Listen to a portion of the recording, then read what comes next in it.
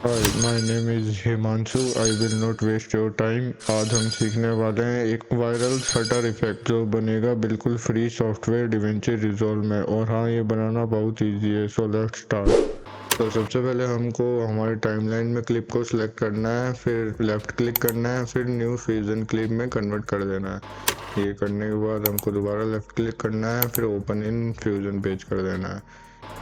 तो हम fusion page में आ चुके हैं। सबसे पहले हमको डिस्कनेक्ट करना पड़ेगा, ये जो पाइपलाइन है इसको डिस्कनेक्ट कर दो। उसके बाद हमको सिंपली इमेज पैनल ऐड करना है। इमेज प्लानर ऐड करने के बाद हमको सिंपली वन प्रेस करना है कीबोर्ड पे। वन प्रेस करने के बाद हमको सिंपली इमेज पैनल को डिस्कनेक्ट कर देना है। डिस्कनेक्ट करने के बाद हमको सिंपली इंस्पेक्टर के अंदर सब डिवीज़न की वैल्यू 2 कर देनी है।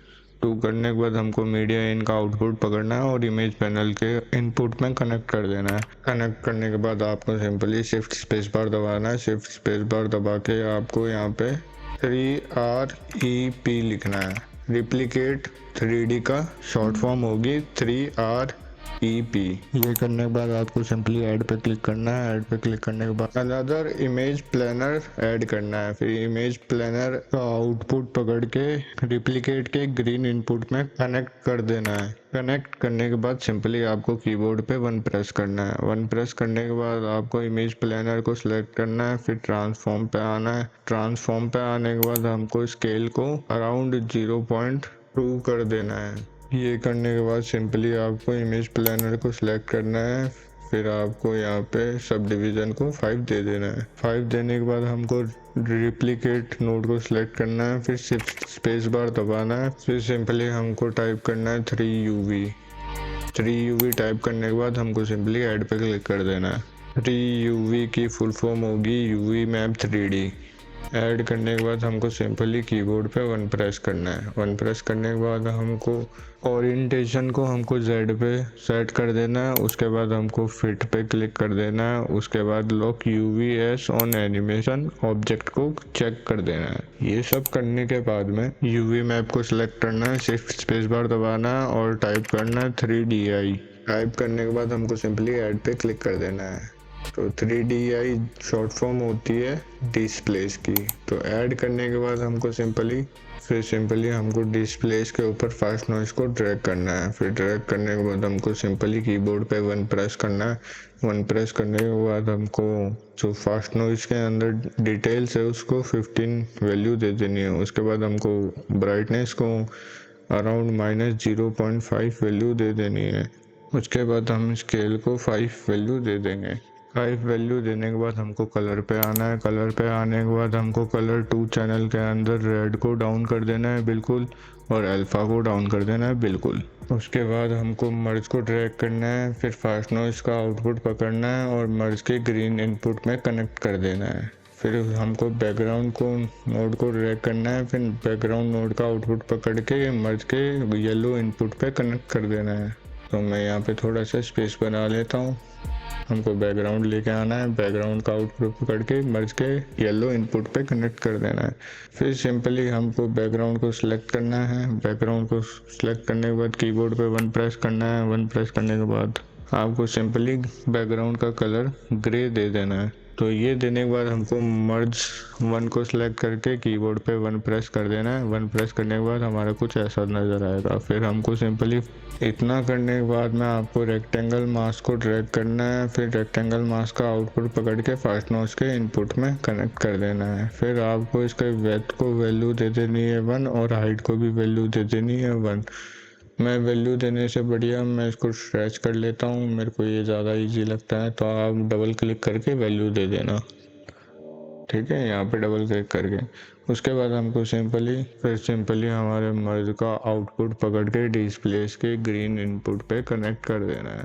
ये करने के बाद में हमको कीबोर्ड पे वन प्रेस करना है। वन प्रेस करने के बाद में आप देख सकते हो हमारा कुछ ऐसा नज़र आ रहा है। डिस्प्लेस को सिलेक्ट रखना है। उसके बाद में फिर आपको इंस्पेक्टर के अंदर आके चैनल के अंदर आके इसको लूमा से RGB कर देना है। RGB करने के बाद हमको 20 को वैल्यू दे देनी है -0.5 और स्केल को वैल्यू दे देनी है अराउंड 0.255। इतना करने के बाद हमको रेक्टेंगल को सिलेक्ट करना है और बॉर्डर विड्थ को हल्का सा बढ़ा देना है ताकि ये बॉर्डर इसके सही हो जाए। ये करने के बाद हमको यूवी मैप को कंट्रोल C से कॉपी करना है और शिफ्ट कंट्रोल V से पेस्ट कर देना है। उसके बाद हमको सिंपली डिस्प्लेस का आउटपुट पकड़ना है और इंस्टेंट जो यूवी मैप हमने कॉपी पेस्ट किया है उसके इनपुट पे कनेक्ट कर देना है। फिर सिंपली आपको शिफ्ट स्पेस बार दबाना है। शिफ्ट स्पेस बार दबा के आपको 3xf लिखना है, जो 3D ट्रांसफॉर्म लेके आना है, जो ट्रांसफॉर्म की शॉर्ट फॉर्म होती है 3xf। उसके बाद हमको लास्ट नोड ऐड करना है रेंडर 3D। रेंडर 3D का आउटपुट पकड़ के मीडिया आउट से कनेक्ट कर देना है और मीडिया आउट को हम सेकंड डिस्प्ले में ट्रैक कर देते हैं। ये करने के बाद हमको अब एनिमेशन देना है। एनिमेशन देने के लिए हमको सिंपली ट्रांसफॉर्म पे आना है। पहले तो इसका साइज Z की वैल्यू को हल्का सा इंक्रीज कर लेते हैं। तो हम थोड़ी सी Z की वैल्यू को इंक्रीज कर रहे हैं, साइज जैसे फिट हो जाए। तो ये फिट हो चुका है। ये होने के बाद हमको सिंपली सिंगल डिस्प्ले कर लेते हैं। सिंगल डिस्प्ले करने के बाद हमको रिप्लिकेट पे आना है। अब हमको एनिमेशन देनी है। तो नीचे ट्रांसफॉर्म सेक्शन दिख रहा है, उसको नीचे गिराना है। उसके बाद हमको Y पे की फ्रेम देना है। तो हमारा प्ले हेड स्टार्टिंग पे होना चाहिए, 0 फ्रेम पे होना चाहिए। उसके बाद हम Y पे की फ्रेम ऑन कर देंगे। तो हमारा स्टार्टिंग पे है, हम Y पे की फ्रेम दे देते हैं। फिर उसके बाद लास्ट फ्रेम पे आते हैं। उसके बाद हम वैल्यू कर देते हैं Y की -1। स्टार्टिंग फ्रेम पे आना है। स्टार्टिंग फ्रेम पे आने के बाद जीटर पे आना है। जीटर पे आने के बाद हमको इन सब पे की फ्रेम लगा देना है स्टार्टिंग फ्रेम पे। फिर लास्ट फ्रेम पे आना है, दोबारा से की फ्रेम ऑन कर देना है सारे। उसके बाद हमारे जो रोटेशन जीटर है उन सब की X Y Z तीनों की वैल्यू हमको 200 दे देनी है। Y की 200, X की 200। फिर हमारा जो ये ट्रांसलेशन जीटर है X Y Z, X की वैल्यू दे देनी है अराउंड 2.5, Y की वैल्यू दे देनी है 1, Z की वैल्यू दे देनी है 1। ये देने के बाद हम स्टार्टिंग फ्रेम पे आते हैं और गाइस आप देख सकते हो हमारे शटर इफेक्ट रेडी है। उसके बाद अगर हमें एनिमेशन स्मूथ चाहिए तो स्प्लाइन को ऑन करना है। फिर रिप्लिकेट नोड को सिलेक्ट करना है। फिर सबको चेक करना है। फिर जूम टू फिट करना है, कंट्रोल E दबाना है। फिर कंट्रोल T दबा देना है। कंट्रोल T दबाने के बाद आपको ईज एंड आउट का ऑप्शन आ जाएगा, तो आप सबको एक साथ में कंट्रोल कर सकते हो।